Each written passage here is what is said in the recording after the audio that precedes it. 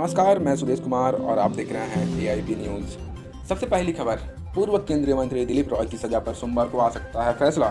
कोयला घोटाले मामले में दोषी ठहराए गए पूर्व केंद्रीय मंत्री दिलीप रॉय की सजा पर अदालत सोमवार को फैसला सुना सकती है। अदालत ने रॉय की सजा पर अभियोजन व बचाव पक्ष की जिसर को पहले ही सुन लिया है। सजा पर निर्णय के लिए अदालत की तरफ से 26 अक्टूबर को तारीख तय की गई थी। बताते चले कि इससे पहले अदालत ने बीते 8 अक्टूबर को पूर्व केंद्रीय मंत्री समेत अन्य को धोखाधड़ी व अन्य आरोपियों में दोषी करार दिया था। ज्ञात रहे कि दिलीप रॉय तत्कालीन अटल बिहारी वाजपेयी सरकार में केंद्रीय मंत्री रहे थे। उन पर वर्ष 1999 में झारखंड के एक कोयला ब्लॉक में आवंटन में अनियमितता बरतने का आरोप साबित हुआ है। अगली खबर आ रही है, झारखंड में उपचुनाव में जेडीयू करेगा भाजपा को समर्थन। जेडीयू दुमका और बेरमो में भाजपा उम्मीदवारों को समर्थन देगा। यह घोषणा शनिवार को जेडीयू के राष्ट्रीय महासचिव प्रवीण सिंह ने की। जेडीयू कार्यालय में आयोजित संवाददाता सम्मेलन में प्रवीण ने कहा कि राज्य सरकार को गरीबों की कोई चिंता नहीं है। घटकनी के बाद राज्य से बड़े पैमाने पर मजदूरों का पलायन होगा क्योंकि राज्य सरकार के पास गरीबों के लिए कोई योजना नहीं है। मनरेगा के लिए सरकार के पास जमीन भी उपलब्ध नहीं है। पदाधिकारी ग्रामीण को जमीन के लिए धमकाते हैं। संवाददाता सम्मेलन में मौजूद प्रदेश भाजपा अध्यक्ष दीपक प्रकाश ने कहा कि राज्य में 1200 से अधिक बलात्कार और हत्या की घटनाएं घटित हुई है। इसमें अधिकांश आदिवासी दलित समाज की नाबालिग लड़कियां शामिल है। अगली खबर आ रही है, भाजपा विधायक दल के नेता बाबूलाल मरांडी पर सीएम हेमंत सोरेन ने किया कटाक्ष। खबर के मुताबिक मुख्यमंत्री हेमंत सोरेन ने पूर्व सीएम और भाजपा विधायक दल के नेता बाबूलाल मरांडी पर निशाना साधते हुए कहा कि चुनाव चिन्ह और झंडा का रंग बदलने के साथ ही व्यक्ति की सोच और प्रतिबंधिता भी बदल जाती है। सीएम ने कहा कि बाबूलाल जी को क्या हो गया है, जिस भाजपा के खिलाफ लोगों से वोट मांगे उसी भाजपा के साथ कैसे हो गए। हाल में बाबूलाल मरांडी द्वारा दुमका में चुनाव सभाओं में आए बयान की चर्चा करते हुए मुख्यमंत्री ने कहा कि संथाल परगना से संथालों को खदेड़ने की बात बाबूलाल मरांडी कर रहे हैं।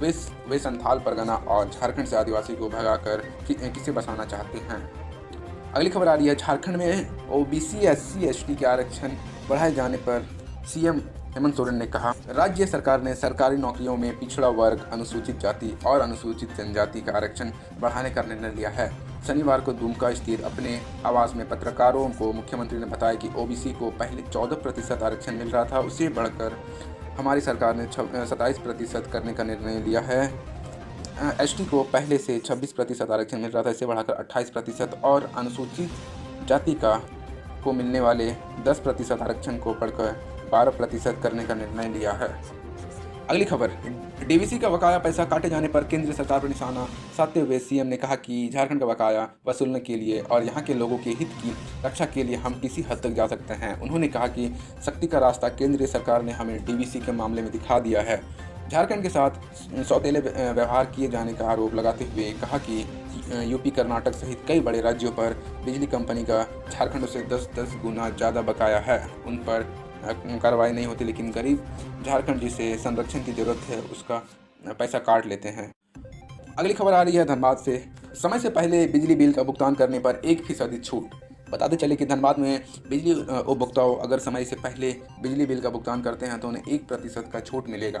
यह भुगतान ऑनलाइन और ऑफलाइन दोनों के जरिए कर सकते हैं। जिले में 2,20,000 बिजली उपभोक्ता हैं जो इसका लाभ उठा सकते हैं। वहीं देर से बिजली जमा करने पर भी विभाग ने अपने उपभोक्ताओं को सरचार्ज पर 1% की छूट दी है। पूर्व के दिनों में बिजली देर से जमा करने पर 2% अतिरिक्त शुल्क लिया जाता था। बिजली बिल महीने की 21 से 30 तारीख तक उपभोक्ताओं को दिया जाता है। विभाग की ओर से 10 दिन तक बिजली जमा करने का समय दिया जाता था। समय गुजरने पर उपभोक्ताओं अगर बिजली बिल भुगतान करते थे तो बिजली के अनुपात पर 2% सरचार्ज जोड़कर लिया जाता था।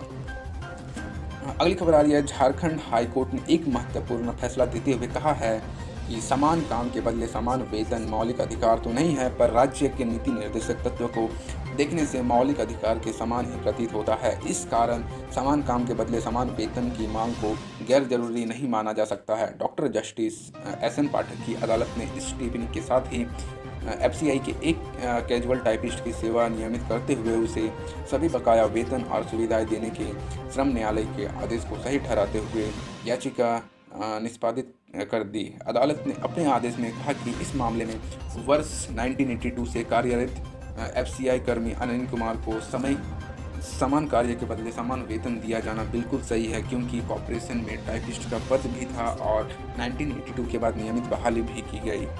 अगली खबर आ रही है, झारखंड के मल्टीपर्पज़ वर्करों को दिवाली का तोहफा देगी सरकार।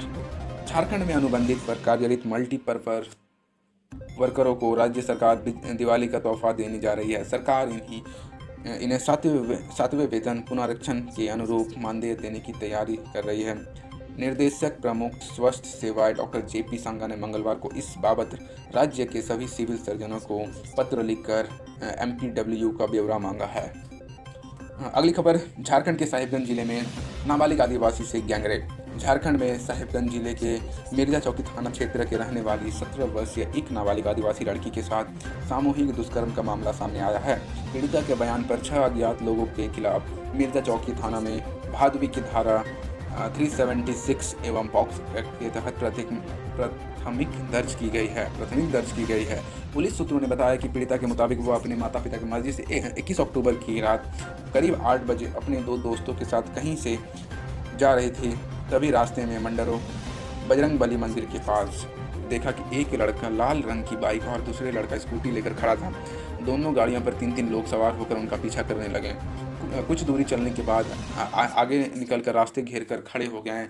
दोनों गाड़ी पर सवार 6 आरोपियों ने नाबालिग के 2 मित्रों को मारपीट कर भगा दिया गया और उसे भूतहा छिलका के पास स्थित नाला के ऊपर स्थित खेत में घसीटते हुए ले जाकर सामूहिक दुष्कर्म किया।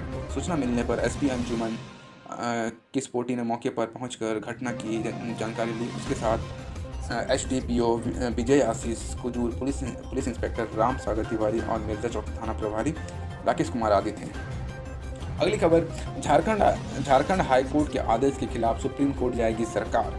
अनुसूचित जिले में सिर्फ इन्हीं जिलों में रहने वालों को ही तृतीय और चतुर्थी वर्ग की नौकरी देने की प्रावधान को असंवैधानिक करार दिए जाने के झारखंड हाईकोर्ट के आदेश के खिलाफ सरकार सुप्रीम कोर्ट में याचिका दायर करेगी। मुख्यमंत्री हेमंत सोरेन ने याचिका दायर करने की अनुमति प्रदान कर दी है। झारखंड हाईकोर्ट के 3 जजों की बेंच ने 21 सितंबर को सोनी कुमारी एवं अन्य की याचिका पर सुनवाई करते हुए सरकार की इस नीति को असंवैधानिक बताते हुए रद्द कर दिया था। साथ ही इस नीति के साथ अनुसूचित जिलों में नियुक्ति सभी शिक्षकों की नियुक्ति को रद्द करते हुए सरकार को नए सिरे से नियुक्ति प्रक्रिया शुरू करने का आदेश दिया था। अदालत ने गैर अनुसूचित जिले में हुई नियुक्ति को किसी प्रकार का हस्तक्षेप करने से इनकार कर दिया था। अगली खबर, कांग्रेस के पूर्व अध्यक्ष सुखदेव भगत और प्रदीप बालमुचू ने कांग्रेस में वापस आने के लिए केंद्रीय नेतृत्व को आवेदन दे दिया है। जल्द ही अलगनामा इनकी वापस पर मुहर लगा सकता है। इसकी पुष्टि कांग्रेस के प्रदेश कार्यकारी अध्यक्ष राजेश ठाकुर ने की है। ठाकुर ने बताया कि कांग्रेस के झारखंड प्रभारी आरपीएन सिंह ने माध्यम से केंद्रीय नेतृत्व के पास इनकी कांग्रेस में वापसी का प्रस्ताव गया है।